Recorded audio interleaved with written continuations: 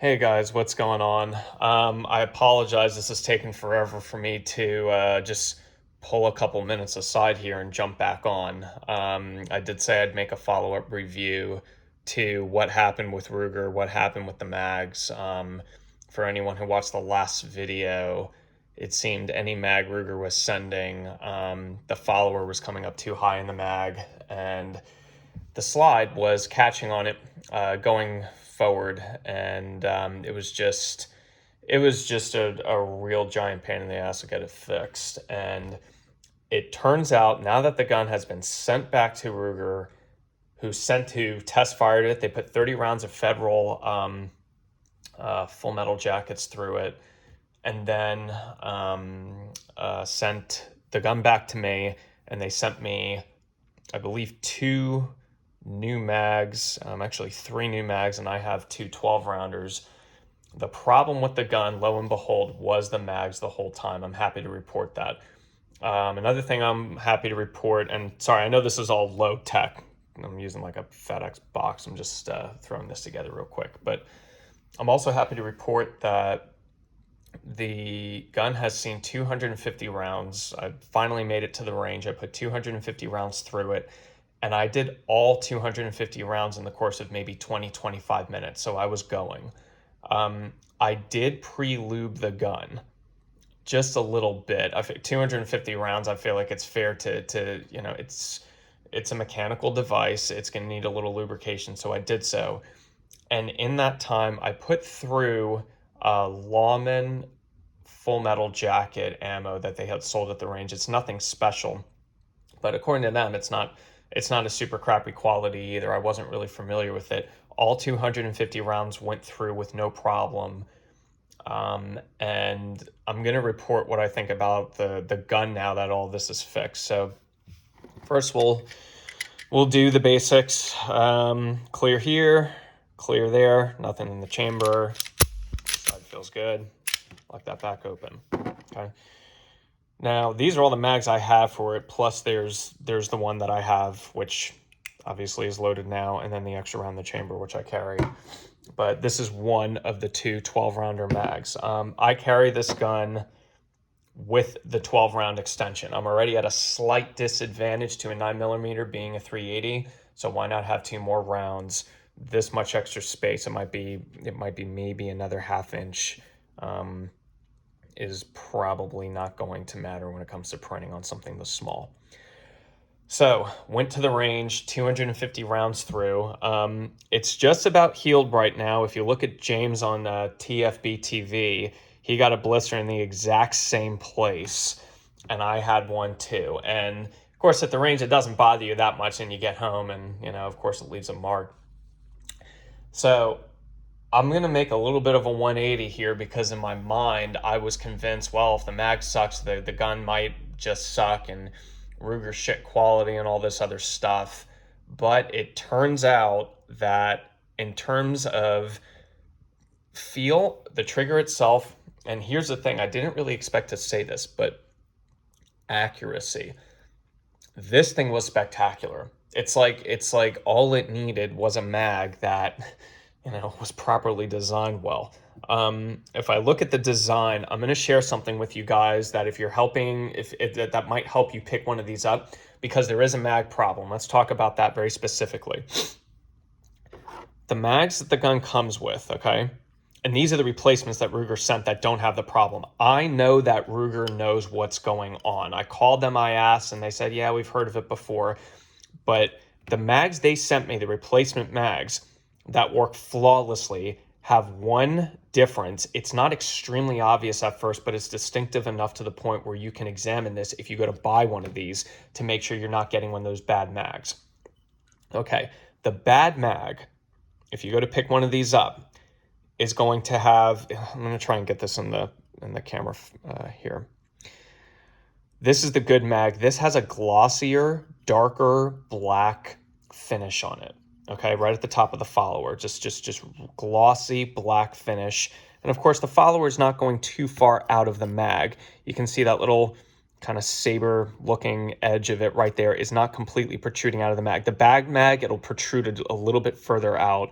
The follower will go further out. And furthermore, the followers on the bad mags will have a little bit more of a gray finish, almost like a matte black, I'd say would be a better way to describe it, and it'll be slightly rougher. So for a bad magazine on an LCP Max, you're looking for a slightly rougher, not so much polished, not very glossy, almost matte finish, right? Slightly gray, and you're looking for the very edge here, the follower, to protrude a little bit higher. That is a bad magazine. That is a gun that will not rack. I didn't even bother firing it. I'm sure it probably would have worked. It's a follower. It's just pressing up, but this will not close. You cannot close the slide on that mag because the follower protrudes just a little bit further up, and then the slide catches on it and chews it up in the process. This is the very thin plastic here. So that is what you're looking for. If you find a very glossy mag, then that's a good sign. Or you could just put an empty mag in the gun, right, with the slide open, and try and close the slide with an empty mag, obviously making sure the mag's all the way up in the gun.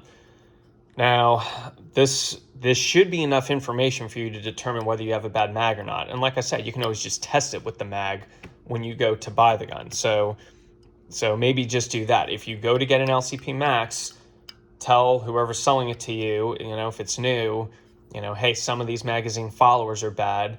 Do you mind if I try closing the slide on an empty mag? If the slide catches on the mag, you will know immediately. And guys, it's not an intermittent problem. It's there. You jam it right up, close the slide, and you'll know it immediately.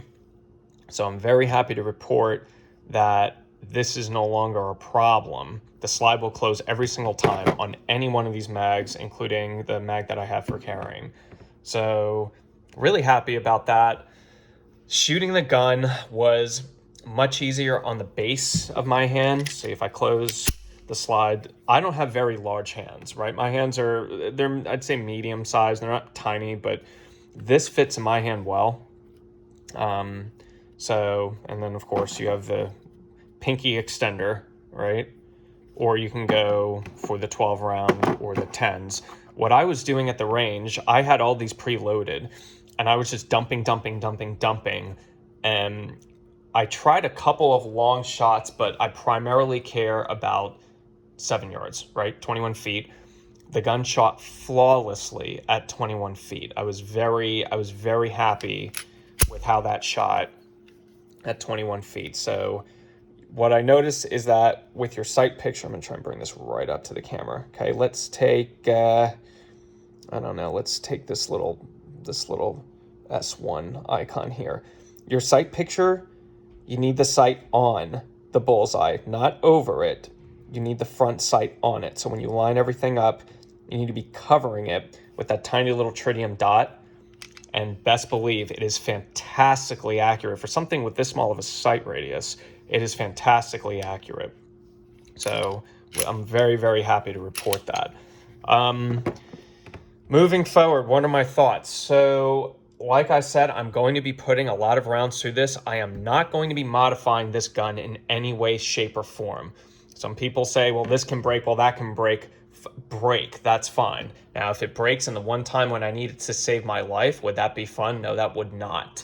But I'm intending to put this thing through its paces and get a really good idea of what it can do. If I start doing a bunch of research and I find out that things like the guide rod are breaking by the 2,000 round mark, and I've got, 10, 15, 25 people saying that, then south of that number, I would probably replace it for good measure, little things like that.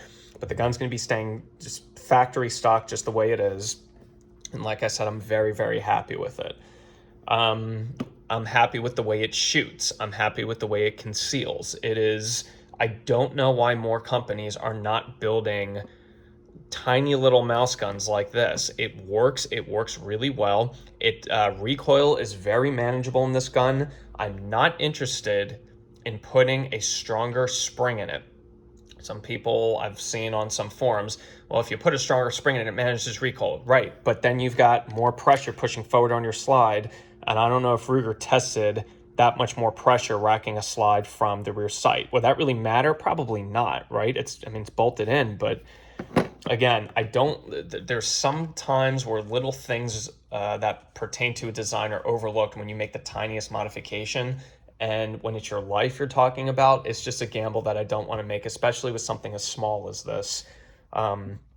There's really not a lot to it that makes it a gun. I mean, it's tiny, right? But I don't know why more manufacturers aren't building these in this size. Everything in the world seems to be bigger, and I don't have a very big frame on me, so I need something that isn't too big. And again, I'm very pleased with how it shoots. So the shooting was spectacular. I don't care about the little blister on my finger or whatever. It's not a purse. Who cares? But I'm confident after putting all that ammo through, 250 rounds, 0 failures to fire, 0 failures to feed, zero failures to extract. So with all of that being said, I'm confident that I can keep going with this. It's just there is definitely that mag issue from Ruger, and that is something they're not admitting it. I know they know, guys. I spoke to someone at the hotline there, and their customer service is nice. They say Ruger's got great customer service. They do. They were very accepting. They sent me, shipping label. Okay, print this out, throw this on a box. And there's one complaint that I have though. When they were done with those 30 rounds, they didn't clean the gun. Like, dude, clean the gun. Anyway, it was a little dirty. It wasn't horribly filthy. It was 30 rounds of Federal, but dude, wipe it down. Anyway, so there's that. I hope that does something for you guys. I hope that helps you guys. There was one person on here who I think had a similar issue with theirs, who was looking for this video. So I hope that helps you out too, man. But anyway, this has been a very good carry piece. It goes with me in my gym bag. It goes on my person when I go out. And guys, again, it is so damn tiny. Now I can actually speak to you from 250 rounds of experience. Shooting very comfortable. Again, does not hurt the back of your thumb like the LCP one, which I own, does, right? Just you get a little bit of a blister on recoil, because I think what happens is when you go to shoot, right, as you come back, this kind of traps the bottom of the trigger on the trigger, or kind of pinches the skin of your finger right there as the gun kicks, and that's enough to kind of bite it a little bit in there. It's really not a big deal, and it took 200. I don't even think I realized it until I started, sweeping the shells into the range, and then I was like, my finger's kind of red, and then I realized that. So, but absolutely delightful. I can't emphasize enough I can't believe how accurate it was. I wasn't expecting it to be that good, just hit center mass at 21 feet. You're doing something right. And my grouping was pretty good. I didn't measure it, but I was inside, I want to say maybe 3.5 inches, maybe 4 inches of the circle, which to me is where you need to be for 21 feet. Obviously, that's debatable. But anyway, so yeah, it's going to be a pass from me. I really wish Ruger would be a little bit more upfront about this magazine issue. I know they know there's a problem. They sent me 3 mags back, guys, and they were all perfect mags. And the first 2 they sent me in the mail were bad. Like, what does that say? So something's up there. But yep, look for that shiny black follower, right, where this piece does not go too far up. And make sure you cycle the slide closed on the mag the gun comes with before you buy it. Any semi-auto needs to be able to close on an empty mag. I don't care what anybody says. That's part of the design. That's how you design a gun, for starters. You have to be able to use any action with the mag full, feeding, or empty. So anyway, I'm going to hold on to it, guys. That's a thumbs up for me. And yeah, if you have any other questions, post down below, and I'll try and answer them as soon as I can. All right, talk to you guys later. Bye.